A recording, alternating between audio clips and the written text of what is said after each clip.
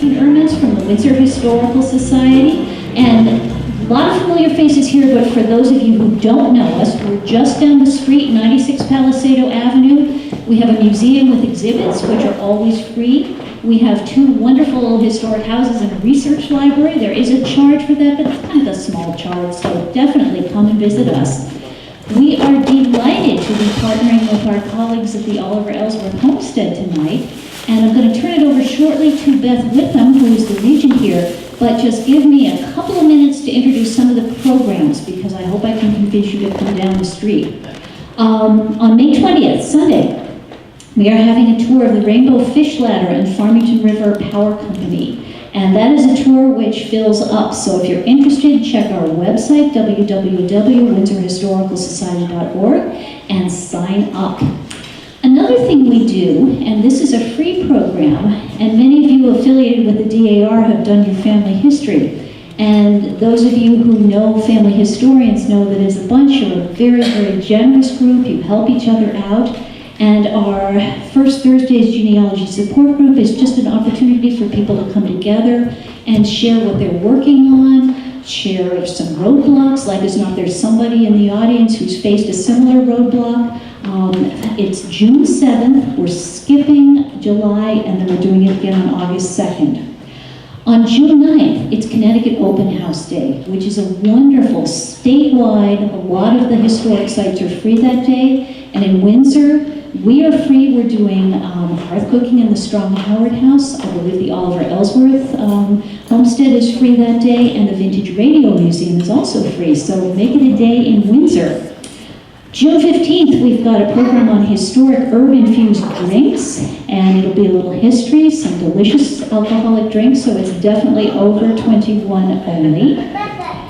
June 20th is our annual meeting. Bob Bell is a great speaker. He's doing a program that he calls Making Things in Windsor, and he's going to be focusing in on tobacco, bricks, and guns that were made here in town. And then our last program is July 28th with Gordon Kennison, who's also in the audience. He's a horticulturalist. He's got quite a following. He's a wonderful speaker. And he's going to be sharing his knowledge of medicinal herbs. And it will be an outdoor program if humanly possible. So come. We hope to see you at any or many of these programs. And I'm going to turn it over to my colleague Beth Witham, who's going to tell you what's going on at the homestead. And then I'll introduce Brian Jones. Thanks, Christine. As she said, I'm Beth Witham. I am the chapter regent here of the Abigail Walcott Ellsworth chapter of the Daughters of the American Revolution. This Connecticut Society and the Ellsworth Memorial Association own this property since 1903, and we've been operating it as a museum. We are going to be open to the public for free on June 9th. For other days, check the Oliver Ellsworth Homestead website. We will be open select Fridays and Saturdays all through the summer. On Open House Day, I believe we're going to have a reenactor. Is that correct, Janet? Yes. We're going to have music too, maybe? Maybe. Possibly. So we're going to have a reenactor who plays James Madison, and then hopefully we'll have some music as well. So with that, I will turn it back over to Christine. Okay.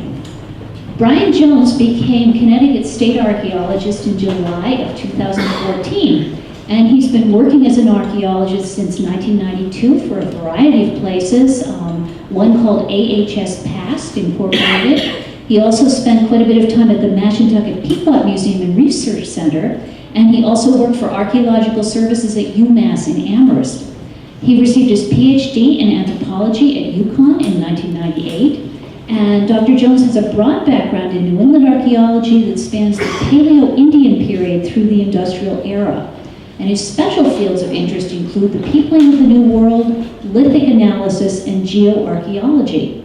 Now, these past few summers, Dr. Jones and his crew have conducted excavations here in Windsor. A couple summers ago, it was in our neighborhood just down the street on the site of John Mason's home. And last summer, the crew was here at the Oliver Ellsworth Homestead.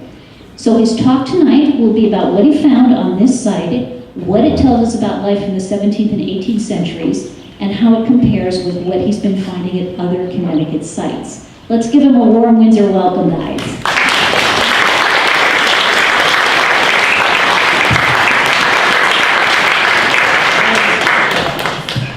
I know people usually like it if I use the mic. Let's see if I have enough line to wander around though.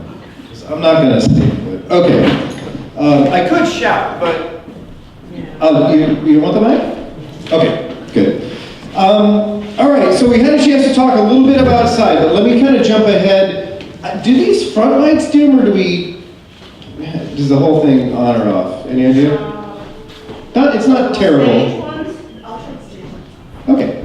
I want to start with an introduction to kind of, this is something Walt Woodward, our state historian, sometimes talks about. If you had a chance to hear Walt talk, not, you're missing something, and you definitely want to go see him. But the 17th century was a tough time, and we generally, in our modern era, have really lost track of the significant challenges and fear for really over life and death on almost a daily basis that folks of European descent had to face when they really entered this brand new frontier of the Connecticut River Valley.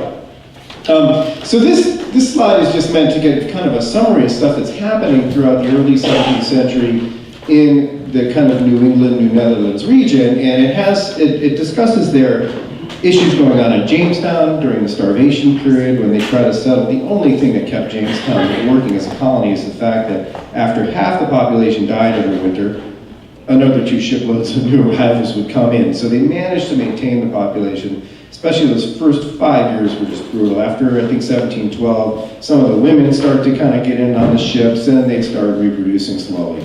And by then, they've kind of settled in and established how to kind of work life in the Virginia colony, and eventually they kind of fall into tobacco and realize they can make lots and lots of money down there.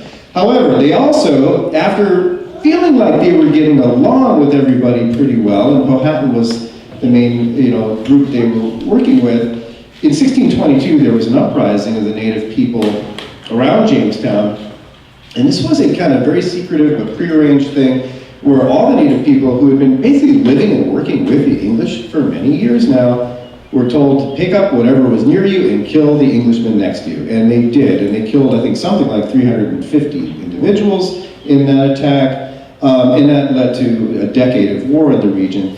In 1637, much closer to home, of course, we got the Pequot War. Kind of get into that a little bit on the next slide. Again, a very frightening experience. People in Wethersfield are attacked and a few individuals killed. Then we jump into the sort of Dutch area, and it's not far away in New Amsterdam with Kiff's War, 1644, the Peach War, 1655, I'm sorry, Kiff's is 1642, Powhatan War down in the Jamestown area, 1644, and there we have, I think, almost 400 people killed in that. Englishmen, I should say. There's plenty of native people being killed in these wars as well, I should emphasize. And then in 1655 is another war happening in the New Amsterdam area. Finally, things kind of with King Philip's War, it really comes to a peak after really a generation of fairly quiet coordination with most of the tribes in the area. There is again a kind of coordinated uprising to finally get the English out, because by then most of the tribes had realized that these guys are really starting to outnumber us, they're taking territory rapidly. And it was a devastating war for both sides. Hundreds and hundreds of English houses were burned to the ground, and hundreds, probably thousands, I guess we have to count, native people were killed. It was a brutal war. It is said that to date, that is the greatest per capita loss of life compared to the population of the time that Americans, or even this early English colonial period, would have ever faced. So there's 1,200 homes burned. So this was a period of time when you were concerned about native people next to you, uprisings happening in the sort of area of the New Netherlands, not far away, things going on in Virginia. Certainly in 1620, those pilgrims had just been there when they arrived. 2 years later, this massacre is happening in Virginia, and everyone was talking about it. These communities were not isolated. Okay, so this needs to be broken into 2 slides. I'm going to apologize ahead of time. It's one I've been building too long because I keep saying, oh, I got to say this. One of the main points of this slide, it may be a little tricky to read from the back, is to kind of remind people that this is Dutch territory we are in. Or at least it was in a contested way until about 1653, really, when Captain Underhill finally steps into the Dutch fort in Hartford and kicks the remnant Dutch out of there. They were sitting on about 20 acres. They had farms set up and were doing good trade with the English neighbors that they had. But it had just reached a point where the English finally outnumbered the Dutch so greatly, and the political situation was getting tense enough that they decided to finally get rid of the Dutch once and for all in the valley. But it took a while. It is likely that even in the 16th century, so in the 1500s, right, during that 100 years after Columbus gets into the Caribbean region and, we're starting to explore the Americas, Basque and French traders and the Dutch are sort of plying the New England and Northeast region up to Labrador. They're making contact with native people, they're trading, but it's really, they're here mostly for the fish, and that's part of the industry that they're really after. However, they're starting to establish contact with native people certainly throughout the 1500s. That is something archaeologically that is nearly invisible. We have really little evidence about that period. However, 1609, with Henry Hudson coming up the Hudson Valley, for the Dutch, by the way, right? And he gets into the New Amsterdam region. That is a period of time that really sort of kicks off free Dutch traders in our area. So after 1609, we really should expect a kind of kick up in especially Dutch activity in the Long Island Sound area. 1614, we're all familiar with Adrian Block kind of coming up to Hartford or so, and describing. The truth is he spent from 1611 to 1614 very carefully mapping in this area. There were a number of sailors working for this new company who were to map and to organize and set up and decide where trading posts should be established. And so they get a monopoly, I think it's until 1622, when they start a formal period of exchange with native people. And now we're shifting really into the beaver trade. 1624 is when we get the New Netherlands Company, the Dutch West India Company is forming. And it's not until 1624 that they really kind of get things off the ground. But again, now you've got a corporate monopoly on trade in the region, and it is at this time that they realize we don't want the beaver coming out of Long Island Sound because it's now gone, they've hunted it out. But what we need is the wampum these guys are producing, so we can go up to Albany, trade the wampum, and get the beaver skins where they still exist in great abundance.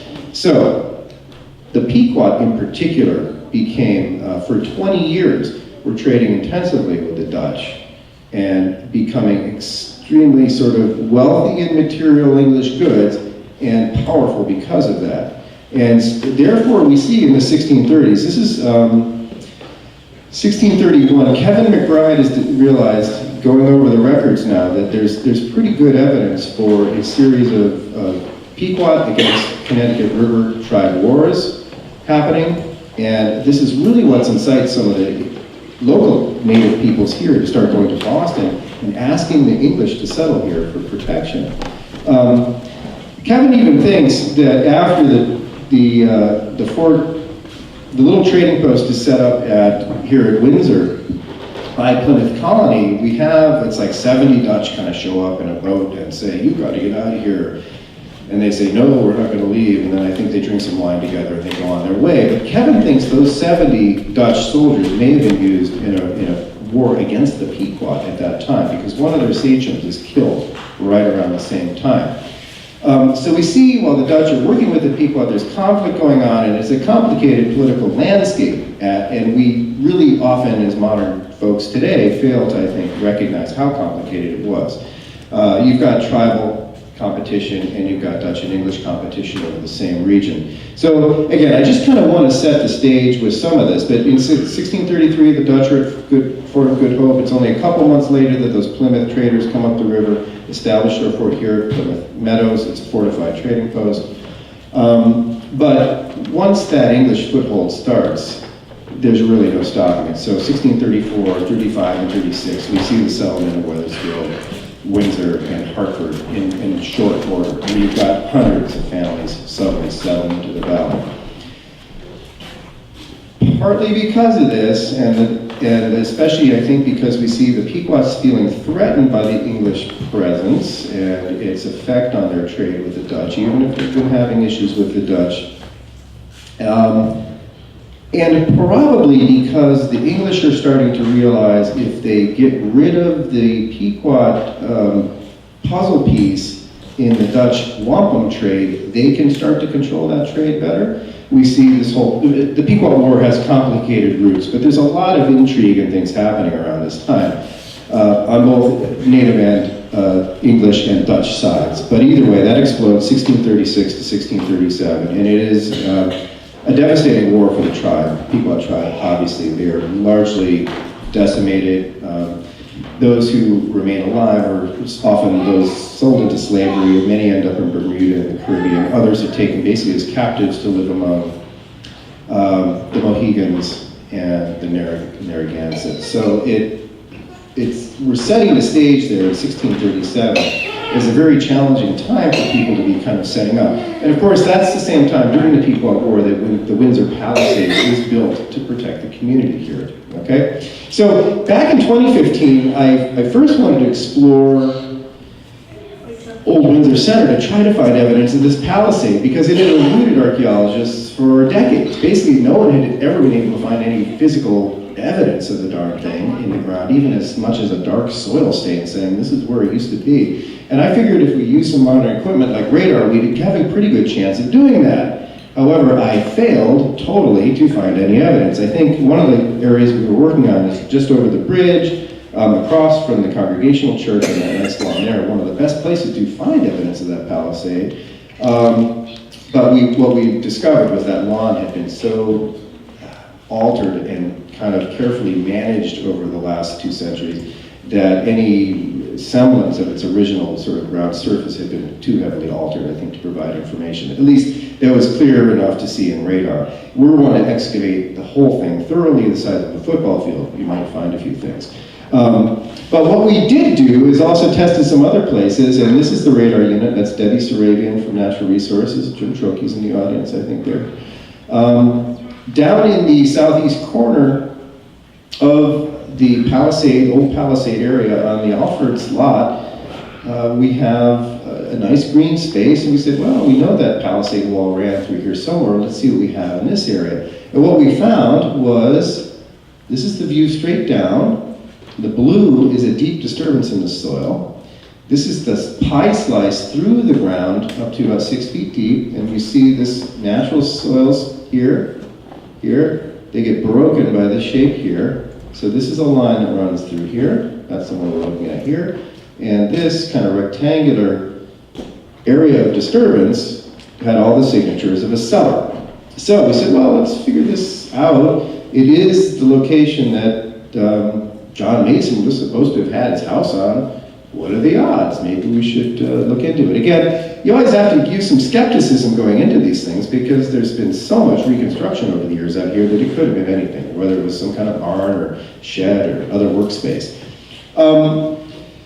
Anyway, a little bit about Mason is up here. The main thing is he is in Windsor in 1635, so right off the bat, he is one of the colony's leading individuals. He's a head of the militia. Obviously, he and Underhill are the ones who really are leading the entire attack on the Pequots. He is a veteran soldier. I think it's the 30 Years' War back in Europe. So he's not just some guy who sort of was a farmer and learned how to fight. He was a veteran, and his skills were well used by the colonies. He has 3 kids while he's in Windsor, okay, up to 1647. Then he takes off to Saybrook, and he sells his 3 1/4 acre lot to Henry Clark, who's his neighbor to the north.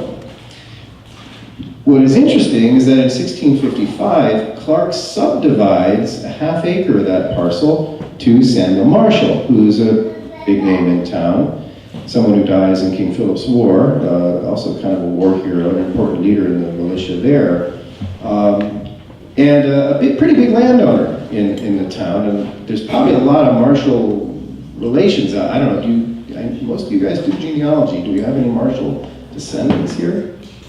No? Okay. I expect they're out there. Anyway, but what we know from this deed is that contained the dwelling house, barn, apple trees upon it, which was John Mason's. And that's nice. You know, when you're doing some historical research and you see data like that, it kind of is cool. And I really got to thank the folks from the Historical Society, because they had done all this research and had a nice big package just waiting to hand over to me. And I said, oh, thank you. So it really helps when folks are getting into it. This is Matthew Grant's. This is the original book from the clerk's office here, The Records of Town and Ways, Windsor, 1654. This is, I think, still a transcripted version. Do you have any idea, Christina? Yeah.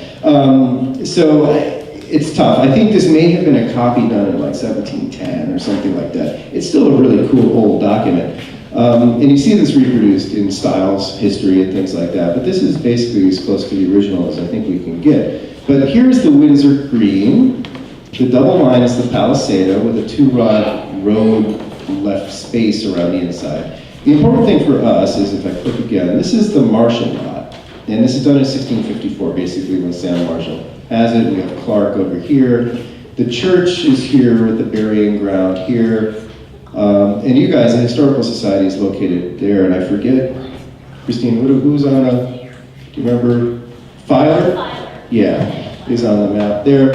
And so nicely they provided the dimensions and rod to the palisade, and it kind of works out to be something like this when you put it on the modern maps. Now this could jiggle around a bit, so I'm not going to say this is absolutely where the palisade was, but looking at the modern aerial map, it's probably pretty close to this. It is possible, for example, this corner's up here and this is here, but because of what we're learning about this lot, I'd say that's probably pretty darn close. So you guys can figure out, here's the bridge, right? What street is that called? Pearson? Okay. And that's Palisado Avenue, right? I remember thinking about this 20 years ago. Wow, we really got to find the Palisade. And I drove into town and said Palisado Avenue. I'm like, oh, maybe we should start there. Anyway. So, this is the Mason Clark lot, 3¼ acres, based on the deed descriptions in the modern lot. We don't have a boundary there anymore. Basically, it's bounded on highway, on the south, and things like that. So we can say it's overlooking the river here. We know it was right about there. On the right, we've got the little half-acre Marshall subdivision, and that little square in blue is the area of our house cellar. So it sure looks like if Sam Marshall bought the half-acre with Mason's house on it, that it really makes sense that it's right there. But we know from the deed description there was a barn located on the boundary line to the Clark side, and that he was granted permission to use a ladder on Clark's side if he needed to fix his roof and things like that. Anyway, and that the orchard probably would have been here. What's interesting about these early houses is they seem to be located over the bank of the river, right? They're along this edge, oriented kind of down to the river, to the agricultural lands. Whereas the modern houses tend to be oriented on these streets that develop. Okay, so just to go quick over some of the stuff we were getting, we went back in 2016, but I think some of this is actually from the 2015 dig. Some nice old pipe stems. This is a very tiny little belly bowl pipe, probably from 1640, 1650-ish. And these other ones have these big center bore diameters, so we know they date up to about 1650. It's always nice to see. So that could have been John Mason's pipe, one of his many pipes. These things last about a couple weeks at most, so you go through them, right? So, but let's say that could have been one of his. This is a nice painting because it shows the pipes, very similar pipes. You've got a little paper full of tobacco here. It's a nice little Dutch still life. These Roma, they call them, the glasses shaped like the Roman glasses. And here you've got a matchlock fuse that they're using to kind of light their tobacco with. That's kind of neat, right? I guess I wouldn't leave that on my table all the time next to your, I don't know, paper.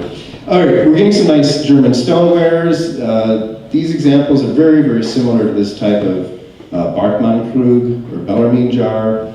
This is a Westerwald. It's very similar in pattern to this guy. These date to around 1700. This is about 1675. And this is probably also the German stuff. This has a big 4 scratched into it. It's also something the Germans were doing to mark the volume on the vessels. I think that's like a quart size. And then lots of little bits and pieces. Things like the straight pins are quite common. A couple varieties of beads. That one's broken in half. Lead window cane is quite common at the site, which is interesting to see.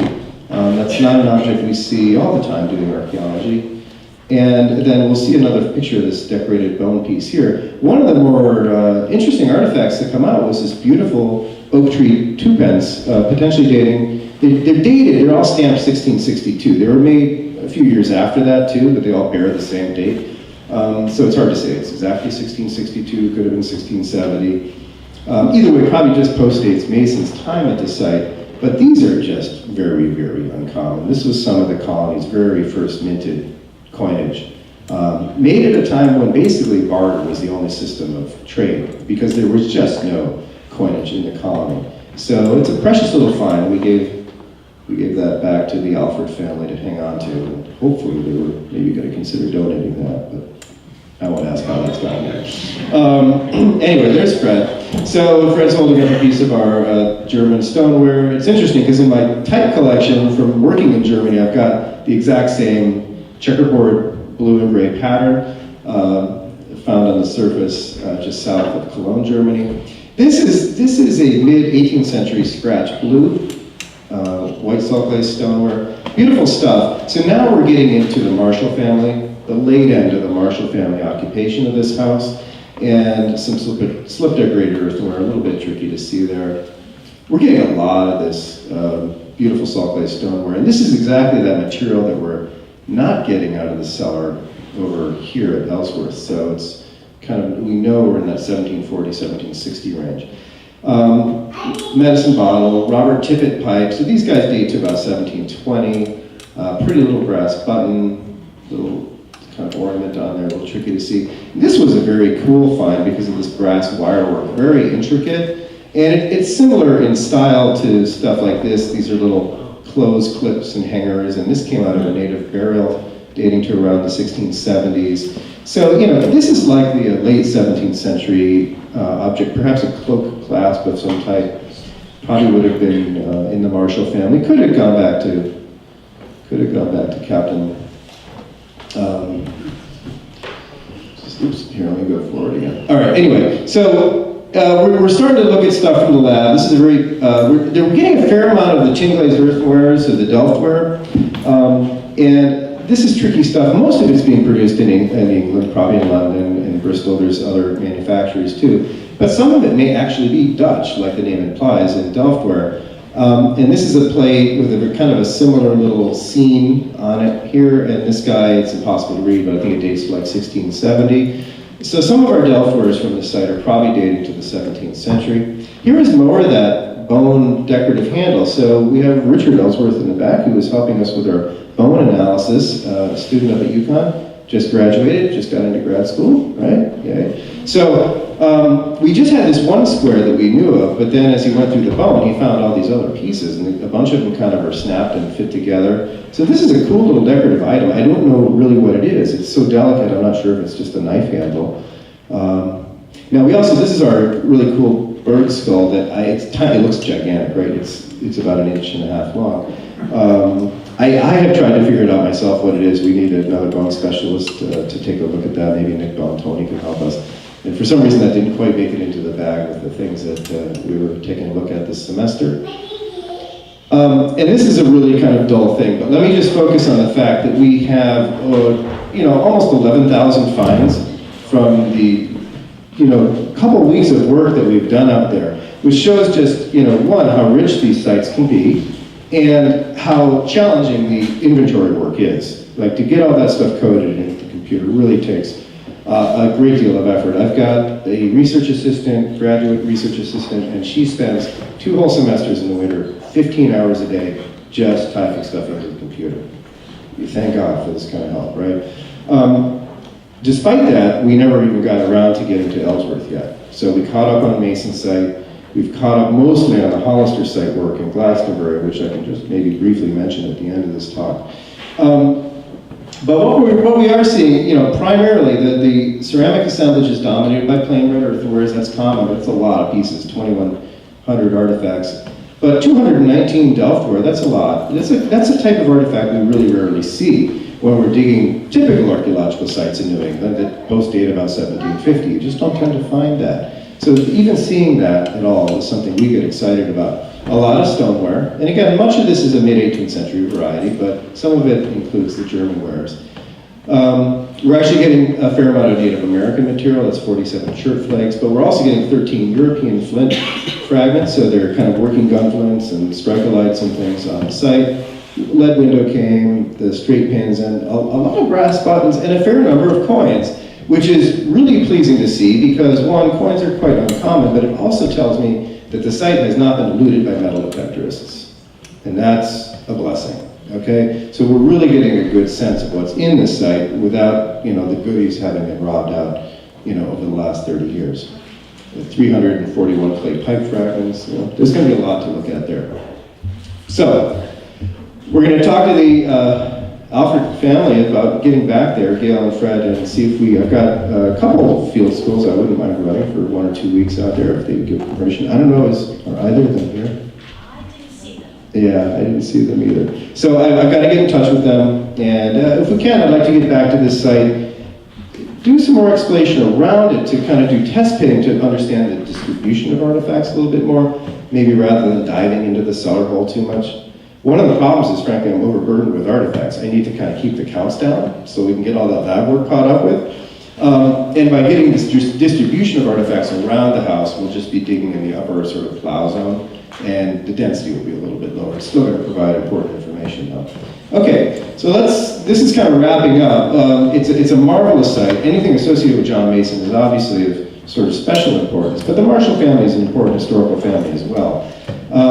Excellent preservation of food remains, and what Richard was just telling me is that this site is producing really only domesticated animal bone, except for a few birds, which are kind of a mix, and one of them was a woodcock or wood duck? Wood duck, yeah. So, some little hunted bird animals, but, predominantly domestic, which we'd expect, and especially if we think that most of the artifacts are reflecting the Marshall period of occupation there. As we get into the 18th century and things have really settled into the agricultural economy, that's what we get. Whereas the Hollister site in Glastonbury, dating to the 1600s, it's dominated by hunted game. It's a very interesting difference in signal. Even though we know they have all sorts of cattle and everything on the farm from the probates, what they're eating on the table is mostly hunted food. So it's kind of cool. In other words, we're in civilization on this side of the river, and those guys were working hard over there and saving their game. There's probably some good architectural information as we work around the site a little bit more, though that can often be challenging to read out of the ground after plowing. A little 17th century stuff, but really, again, it's dominated by the 18th century material culture associated with the Marshall family. And it's a great place for training archaeologists. And a great opportunity to learn more about ceramics from the 1700s, which the truth is we don't really see that often. Because again, the sites from the 1800s are a dime a dozen, to the point that they're not all really worth digging. They're so abundant that they're really not significant sites necessarily, unless they're associated with a very specific individual or something happening at that site. However, most of the sites from the 1700s, you start to say, wow, we can still learn a lot about what they're eating, what kind of foods they're getting, what kind of trade goods are coming into the household, things like that. And we just, the more we see of this pottery, the better we get as archaeologists. Okay, still plenty to talk about. Try to keep your attention here. So, it is possible that the site we're standing on is where Francis Stiles unloaded his ship in 1635. He was one of the leaders of the Lords and Gentlemen Party. I get that right? We got the Dorchester folks and the Lords and Gentlemen. And he was basically a carpenter by trade and was sent over here to sort of establish nice houses and mansions for the rich folks who were going to come settle and sort of, set up huge estates. That kind of fell apart, partly because of the disputes over land and who had access to what. Here in Windsor, you had 3 people arguing over who owned what. So anyway, the folks that did come in with that party settled fairly quickly. His sort of legal possession happens in 1639 of the lot, based on the records. It is likely, though, he unloaded in 1635. And it may well be one of the explanations for the size of that cellar is because that's where all those goods of the ship ended up. Maybe. It's a thought. So we know that we mentioned outside the subdivision of the Gaylord family in 1645. He sells back to Saltonstall in 1647. It mentions a dwelling house, and what had been referred to in one historic document as an oat house, and I'm wondering if that's not an Ost house, which would be a kilning house for either malt or hops. I don't know what an oat house is. So either that was just something that was hard to read, and trust me, reading these probates, it's easy to kind of get your letters mixed up from this period. So I'd like to see that original document, look into it a bit more. The basic of the properties then goes to a couple living in Boston who are probably just renting it out to some local folks. We don't know quite what's going on for about almost 20 years. But Josiah Ellsworth picks up the property in 1665, and it mentions with rights to all rents, suggesting that the property probably had been kind of a rental. As we get into the Ellsworth period, I've got our famous Ralph Earl painting on the right side to see Oliver and Abigail at their best. But in 1665, we get note of an orchard on the property. Almost all these early lots I'm finding in the deeds have orchards right off the bat. This is one of the first things these families did, was get the orchard in the ground, because they needed siting. They really still were mistrusted drinking water. Beer is expensive to make because you need malted barley, and there's no malt houses here in the colonies. And frankly, I think they're trying to control that. You have to buy English malt. And malting's not a simple thing. You gotta sprout the grain, you gotta dry it, you gotta kiln it. It's a process, and you kind of need a special facility for that. So cider was the way to go. You could make a nice, lightly fermented beverage, good for the whole family, and everyone stays healthy and happy. So that was an important part of day-to-day farm life, I think. I didn't want to go into too much, but it is important to note that he had 2 weaving shops and a barn in 1689. We're kind of moving through to Josiah Senior to Junior. It's in 1706 that it's referred to a little and an old shop, and in 1728 the house is called Old. So we know the old house is still standing in 1728, but it is getting referred to, even in the deed, as something that maybe is not as an ideal house to live in anymore as one might want. This is the house we are looking at today, except we can see that we zoom into the Ralph Earl picture. These are such cool pictures too, right? This is like Dolly. You're in your house, you're looking out the window at your house. Anyway, so there's the house. So that's the nice, 1780s structure. Notice it doesn't have the pillars here yet. And this is the original location then of the Stiles House back here. We see nothing in the picture, in other words. So we know whatever was there is long gone.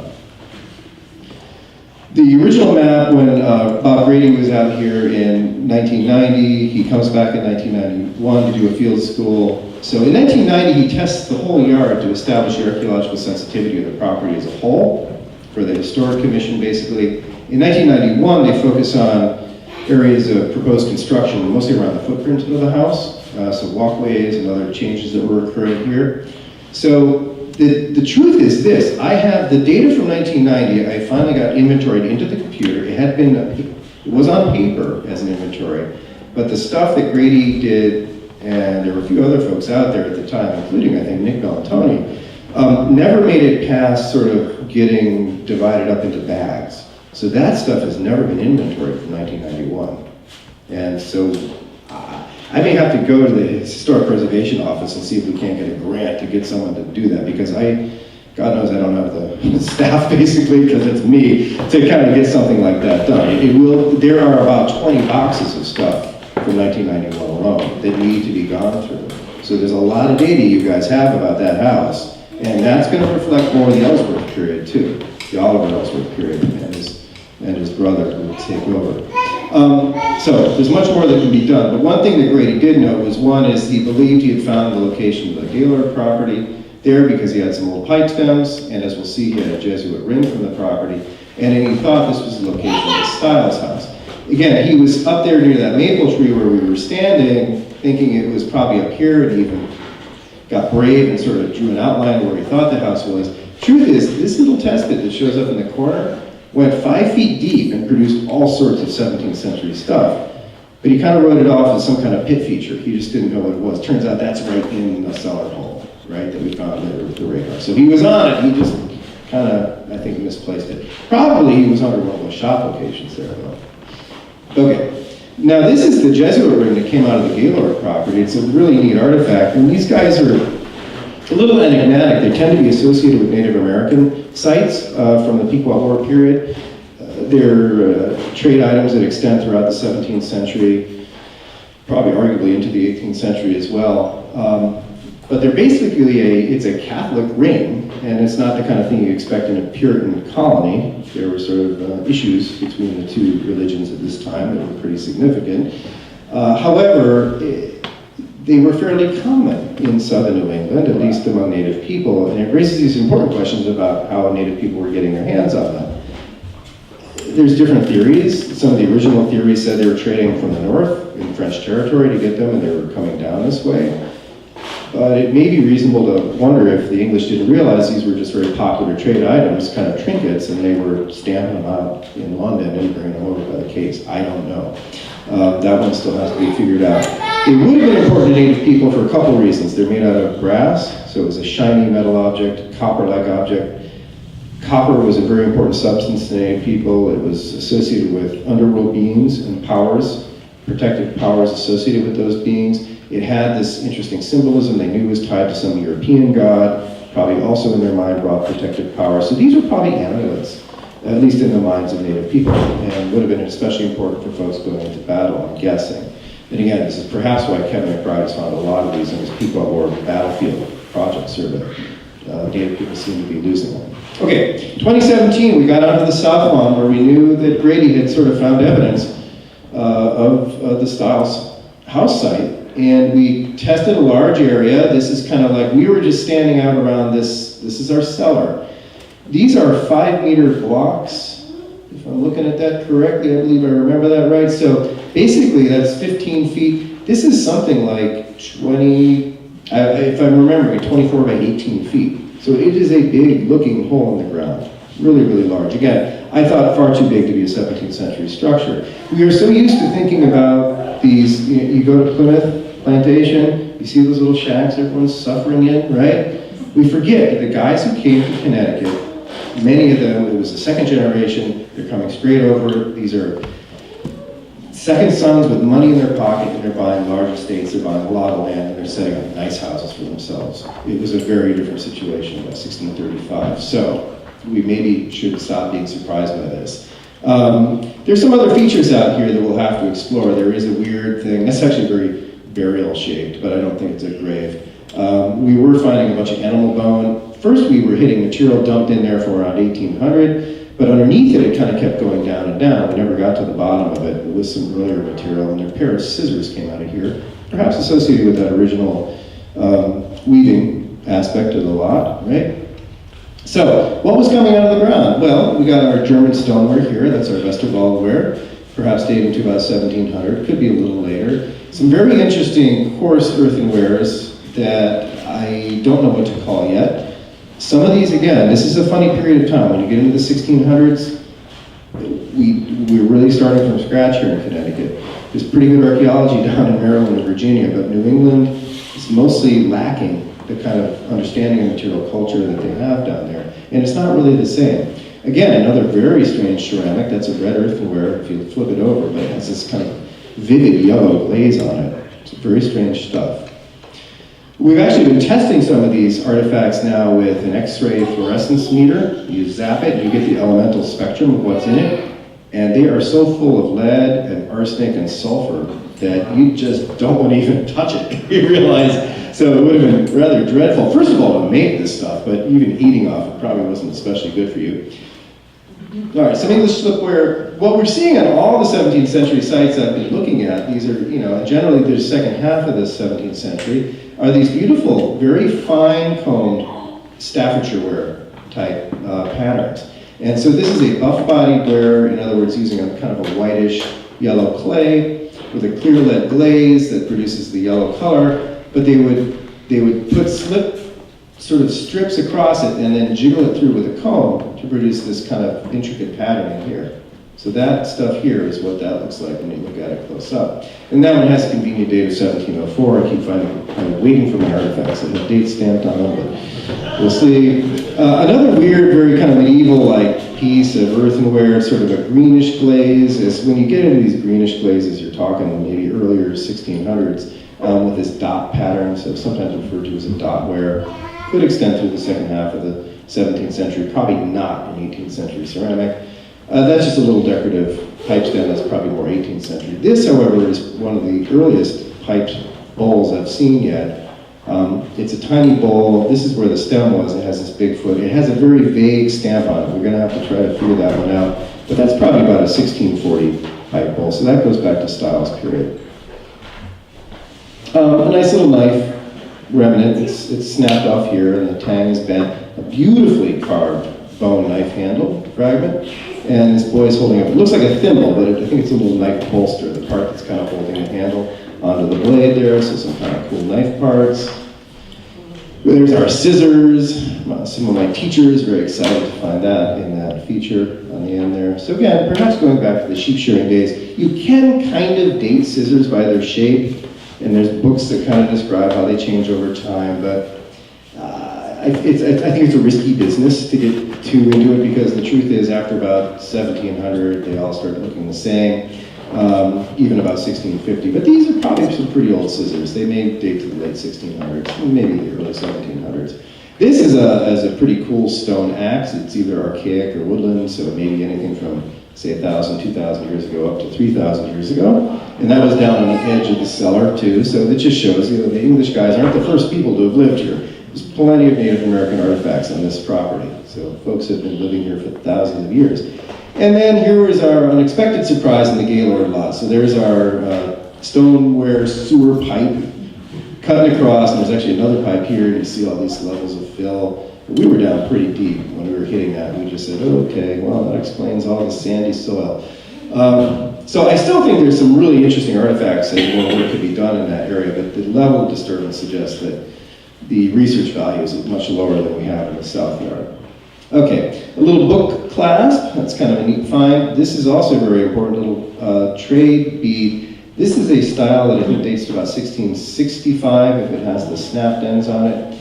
And this little guy is a little brass piece, and I'm just going to explain, it's the end of a seal top spoon. The rest of the spoon goes down like that. And this is what the real thing looks like. So we just had that little part of it. And this is a very similar one from a Burrs Hill burial area in Rhode Island, dating to about 1650, 1660 or so. Okay, so we're getting the real stuff out of that site, there's no doubt. Okay, one of my favorite artifacts from this summer, now this came right along the edge of the foundation on the sort of builder's bench side, rather than interior, is this very bizarre little brass trade token. It's a little tiny coin-like object, let's just say that. It doesn't have a head, it doesn't have a date on it, it's not a proper coin. But it is more similar to these things called jetons or trade tokens, and it has some fleur-de-lis, it has this very strange cross pattern with these triangular terminals you see on the right-hand side, and I've shared this with specialists on ancient coinage, and no one knows what to call it. So, I think the best interpretation that I can provide now is that this is as old as it looks. In other words, it may actually date to, 1450, 1550, maybe 1650. But either way, my guess is this was one of a bag of similar trade tokens that was probably handed over to Francis Stiles because it was junk sort of pseudo-coinage and said, use these to trade amongst one another, or something like that. I think basically it was something brought over by Stiles, but it may well have been 200-year-old coinage when it got here, because it sure does look kind of medieval to me. I'm not going to say that we have Normans conquering Windsor in 1250, but it is a lot like some of the Crusader coinage you see, so it's an intriguing piece.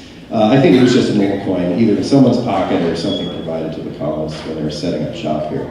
I'm waiting. I'll let you guys know if we figure it out. One day we'll figure it out. Okay, in terms of if you watch Time Team, the British show, what they call real archaeology, they mean the features and the stuff and the building foundation. So this is what we get here.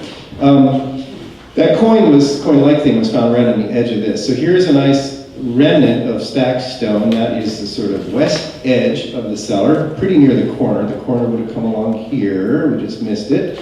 We were just sort of trenching out. So that's cellar fill on this side, and this is the sort of construction wall outer edge on this side, and getting down into clean glacial soils. On the bank of the hill where we were standing, if you guys were up there more towards the south, we were near the southeast corner, you just have this sort of soil stain. We didn't dive into this much deeper than that for now. We left it there. So no evidence, in other words, of any stone-walled foundation, but we can see where the cut was for the cellar. That is clear. And what was interesting is, see this trench here? That's the one behind this wall. This is the east-west, we're on a north wall, remnant. We are down almost 6 feet deep. There is exactly one course of stone left at the bottom of that cellar. In other words, everything from there up was robbed out and removed and taken elsewhere. In a way, they were kind enough to leave us this one lowest layer of stone. So we just kept going and going. I was like, what is going on? And finally the shelf ticked off on something. And we were on that remnant wall. So this is actually the edge of the cellar dropping down, and it just boom, runs right up there. On this side you see the just glacial sands laminated very evenly. And this is all the cellar fill debris. So the artifacts we got really came from this very edge context, and I expect if we dig down into that center of that cellar, we're going to get better preservation of bone, and we're probably just going to get more debris and stuff. And it probably will be pretty interesting. And now we guesstimate pretty well where the middle is. So the little yellow squares are where we excavated. They're kind of hard to see, but there's a little block here. This is where the scissors were with that weird feature. Not much came out of here. I think we found a pair of giant 1930s batteries out of that pit. Kind of left. So this was the corner. That's exactly where the wall was. See how it lines up perfectly with the radar, right? And then the stone lining was right here. Boom. This was the soil stain in that corner that we could just see, so we're right on the edge of it. We did a couple pits here, but they only went down about 50 centimeters, so we really didn't get a chance to go much deeper. But one day what we probably want to do is trench right across the center to get a full profile, just to understand the sequence of infilling and things like that. What I think this is suggesting, between the radar and what the excavation showed, is that we've got a big cellar shaped something like this. It does look like it may have kind of had an entryway out the back towards the bank. And maybe that was even a way out, though the truth is when we ran a radar, it seemed like there was intact ground out here. If I was going to dig this big dugout kind of cellar, I sure would have put a big opening into the bank like that. But it's not clear they did. This may just be the stairs down into it. We'll have to see. That might be another interesting area to investigate. There's still maybe remnants of the stairs. Though again, if there was any good rock, it's out and it's under the Ellsworth house now. Okay, so what did we learn from this one? I think we have very clear evidence that we're definitely on the Stiles House cellar. It is also really one of Windsor's more significant sites. Francis Stiles, one of the founders of the town, important fellow. And then we're getting into the Ellsworth family itself too very quickly. So both families, really important to understand about a little bit more.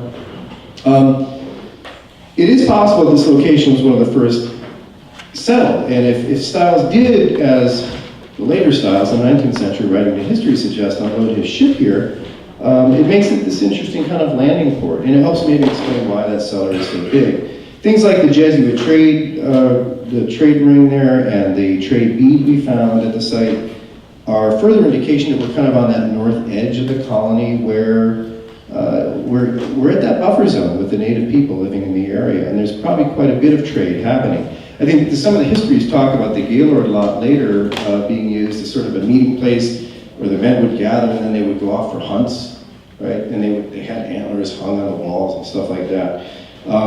So this was like the edge of town, right? We were kind of on the edge of civilization here. Because when you get a little bit further north, everything kind of fades into wilderness quickly. So, we got to keep those things in mind. It looks to me at this stage, based on the field, documentation we did, that there's really not much in that cellar that postdates 1740. So I do believe that we have evidence of demolition and backfilling sometime around 1740. And that really does match some of the other documents. I finally looked over the National Register nomination for the Ellsworth House, and it is in there that it is mentioned that David Ellsworth probably builds a house in 1740, and then Oliver does a big demo reconstruction in the 1780s. I've got one book that's like Old Houses of Connecticut, and it talks about this house dating to 1740. So that idea of 1740 is out there. I've still got to find the land records that are associated with that idea. But the archaeology is certainly telling me that in 1740, something big happened here. There was a major demolition event and a rebuilding. And it is at this time that the Ellsworths are coming into money finally. They really started off as pretty normal folks. They were weavers and farmers. Their probates are not especially interesting to read through, especially as I compare them to the Hollister family. I mean, I hate to get biased here, but these, you know, John Hollister, when he dies in 1665, has an estate of 1,620 something odd pounds. And the Ellsworth had like, I can't remember the number, 20 pounds? You know, these are the kind of differences we see among families. And it's not that they were struggling, but they were just kind of normal folks. However, they came into the game early. They bought land intelligently, and they were able to pass it on to their children very well. This is what we see, strategic planning by these first generations to get their families set up and well established. So that by 1740, David Ellsworth, I'm getting my families all mixed up, has the capital and the kind of clout and status to send his son off to first Yale. I think he gets kicked out, right? What happened? Anyone know what happened to him? What did he do wrong? A prankster. Anyway, so he ends up in Princeton, is that right? Becomes Princeton later. Okay, you know, probably a pretty good place. See, obviously he redeemed himself and became an excellent judge and everything else beyond, and framer of our Constitution, etc.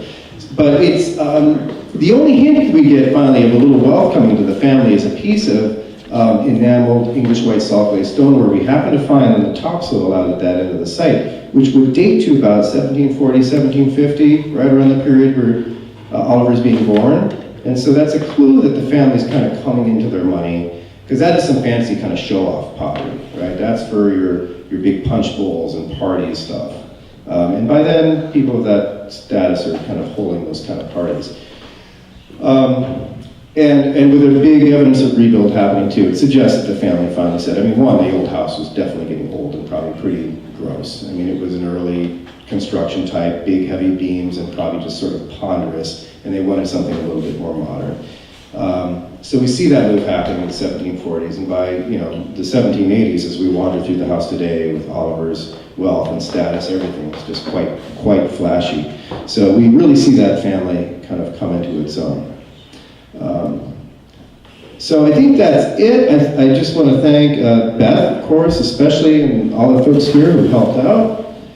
Gail and Fred Alford, too, for letting us dig up their backyard. And the Windsor Historical Society, also, Christine, for your great help and your great staff. I hope all those folks are still there, right? Yeah. Some. And the Friends of the Office of State Archaeology is sort of my support group, my mental support group, I think.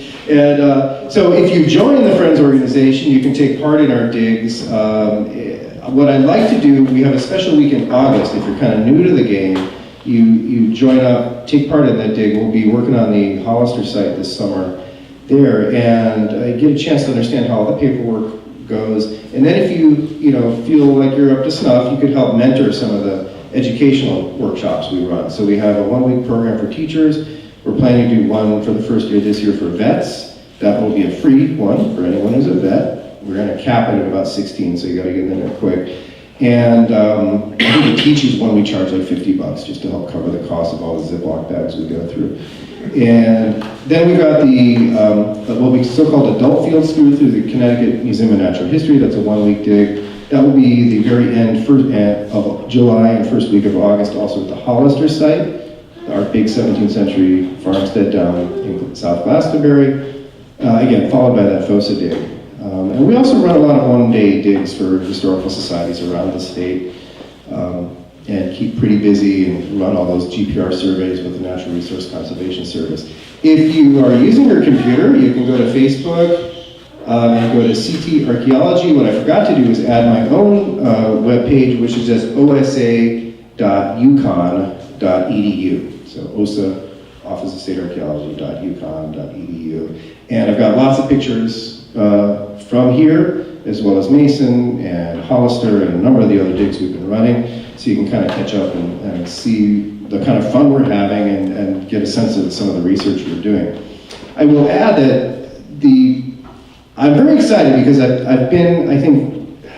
we've been very successful at getting public outreach digs to produce real data that generate good, solid research for grad students and undergrads.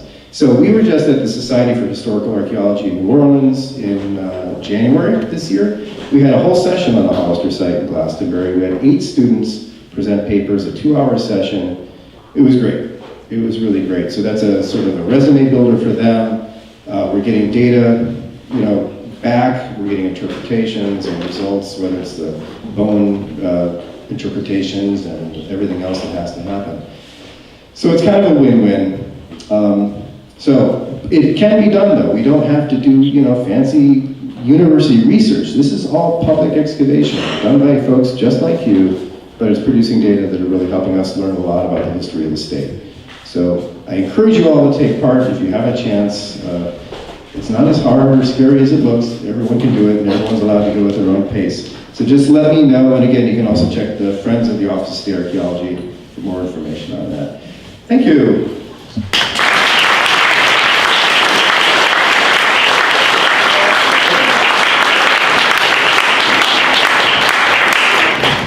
So maybe we'll do a couple questions, but I want to make sure people have a chance to get up and stretch again too. Any quick takers? Otherwise, I'll be here for a little while. One in the back here. Oh, okay, yeah, hi. So over the hill. Yeah. You noticed you said you had that design that maybe enters out towards the bluff. Yeah. The bluff. What's the chance that they deposited their garbage over the edge of that place? Well, I think it's pretty good that a lot of the stuff went down there. The truth is, though, there was a path, too. I think the old road goes right down behind there, that bank, and down into the meadows. So yes. One of the things, though, that is different about this time period than, say, the 1800s and then even the 1700s. In the 1600s, and let's say 1600s and 1700s, all the garbage is just going out the door. It's going out the windows, it's going out the door, it's getting trampled on around the yard. It's not until like the 1820s and 30s people start to think, oh, maybe I should clean up a little. There's social pressures, there's changes happening in society that are saying, being a tidy person is being a godly person, right? And so you've got to show your moral character by cleaning up your farm. And this is being promoted in the 1820s and 30s, and we see big changes in the landscape. We see front yards developing for the first time instead of packed earthen workspaces. And it's then when you start to get these kind of dumps besides farms. But it's kind of a late phenomenon where you get trash removed from the household. It's another thing to think about. It was very different living back then. You had glass underfoot and everything else. The pigs were rummaging through, and half the summer you're up to your knees in mud probably in the backyard. So. Would you lose a lot of that stuff because of the floods? I think the challenges with these banks is they've been pushed out over the years to increase lawn space, so things have kind of grown out and buried stuff deeply, if anything, and that may be happening at Palisado. Trying to find that darn Palisade that yard has been pushed out and built out and leveled over. It's pretty flat. We're on this glacial terrace. It's pretty flat out here, but there's just enough grade that people still want to kind of push anything that's humping up to the edges and improve the yard. And again, those are changes we see happening in early 19th century. Cleaning up the yard, leveling it out, making it all beautiful. Stuff on the river floodplain, I think it's a good question. I have to look back at earlier maps, say from the early 1800s. There's maps that show the river location. My sense is that I don't think it's changed a lot. As you get past into the Windsor Center area, it runs a pretty straight course. It's limited in how much it can move back and forth in the valley, whereas from Hartford, Glastonbury, Rocky Hill, it's meandering like a snake, and it keeps moving in its channel constantly. So it's a little different dynamic up here with the river. So it's possible you'll have some preservation of artifacts down on the plowed fields below us, but because that area does flood up it's a seasonal use area. You're going to get farm-related equipment and debris. Probably not a lot of Native American evidence because that has either been very deeply buried or scoured away. this is the better place to live. It always has been, up on the dry terrace, right? Beauty of digging in Windsor, this part of Windsor, sand. It's all sand. It's so nice. And the radar works like a dream. You get the radar up in the hills here, it's just gonna bounce off every rock and forget about it. Let me dig in sand any day. I'm done with the evidence. Okay, thank you guys.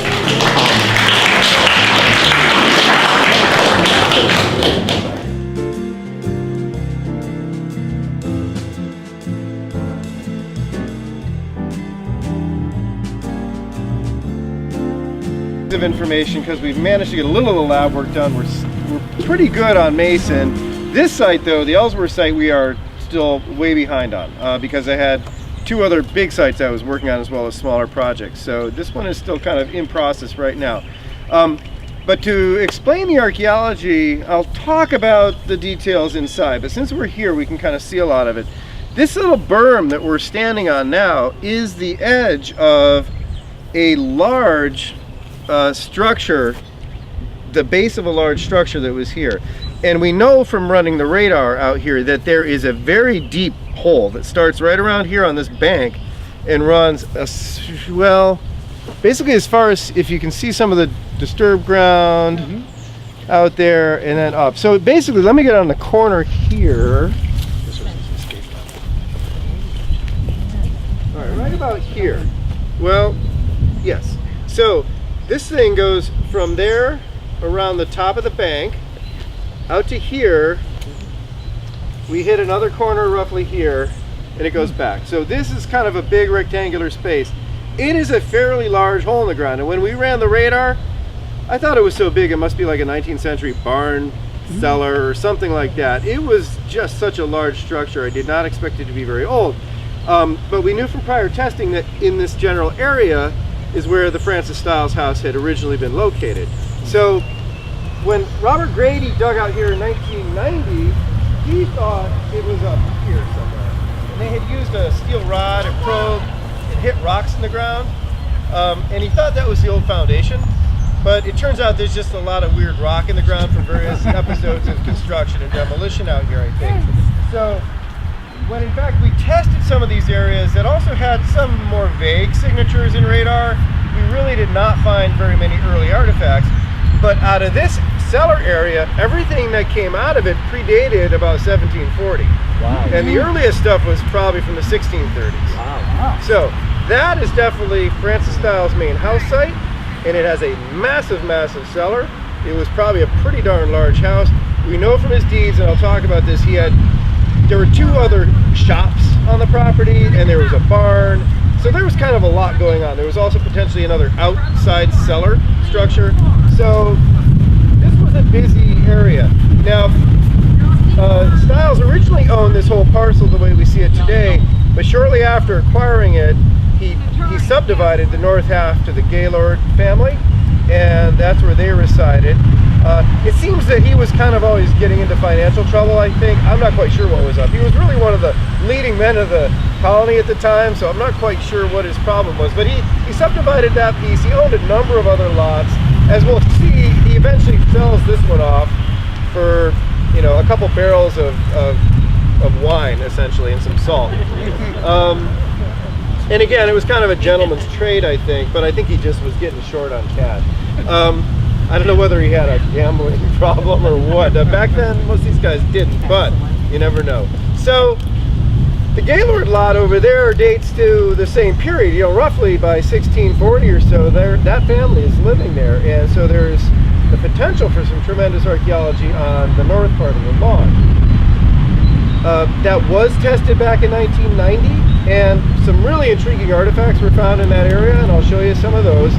But when we went back, we ran the radar. We were very excited because we've got a wonderful rectangular signature for a deep hole in the ground. I was like, that's it. We got the cellar. We are done. It was a little tricky because we knew there was a 20th century house near the front too that had been moved when DAR bought the property and kind of fixed it up to restore it to its original lot size. But this was just outside of that. We thought we had it. I was confident. And we did a test excavation and came down on a big, old ceramic stoneware sewer line. So That didn't quite work the way we planned. We know that area has been heavily disturbed between the 20th century house construction, apparently a really large disturbance associated with this sort of sewer and septic field. You know, I'm not sure how much is intact of the Gaylord property, though the area still produces quite a few early artifacts from that time. So, anyway, that's just the kind of quick sense of it. It's nice to be out here. You can see how this property would have gone down to the river. It's not quite clear where the river was located at that time. The idea is that Francis Stiles may have unloaded his ship here originally in 1635. It is possible that means the river was somewhat closer. That is the floodplain, and it meanders a bit. So, you know, there's some open questions, but basically this was big. It was a great farm country. You had the uplands on this side, which he later gives to his son. That's one of the Stiles kids' houses over there, right? Nice little house. And so the family really established a strong presence in this part of town, as well as additional lots down towards the center. Any questions quick? Otherwise we'll get going inside. Yeah. We did some family history research, and we had learned supposedly that Oliver's homestead was on the property that the very first Ellsworth, Josiah Ellsworth, came to America. Now, so is there any idea of where the foundation of Josiah's, because I think I was told it was either underneath that or... Yeah, no, I think what happens is, and we'll go into it a little bit with some of the history inside, is that Josiah basically picks up the Stiles House. And it's passed on from father to son for a few generations until it's in the 1720s referred to as the Old House. And it looks like David Ellsworth, the father of Oliver, basically does a big teardown and rebuild in 1740. And that's exactly what the artifacts are telling us. We are missing a particularly common type of artifact that should occur after, 1740, 1750. As far as I know from the field memories, because we have to do the inventory still to double check this, that stuff is not in that hole, and if that house post-dated 1740 or 50, it would be there. So it's missing evidence, but it's a pretty good sign. So, and what we were seeing is demolition and evidence of really, like they're robbing this old cellar out to build something elsewhere. So, to me the question is, that rear L has often been seen as an addition. Its orientation and other things make me think that could be the original David Ellsworth site, but that's up to the architectural historians to figure out, not me. They got to look at the beams and everything, and people have been over this house a lot, so I'd love to sit down and talk to them in more detail. Either way, Oliver does a big rebuild in 1783 or so, 1785, and that's kind of how we get this current configuration, and over time there's additions on it too. So yeah, this is the original Ellsworth family home here too. Just starts with Stiles. But he built a big place.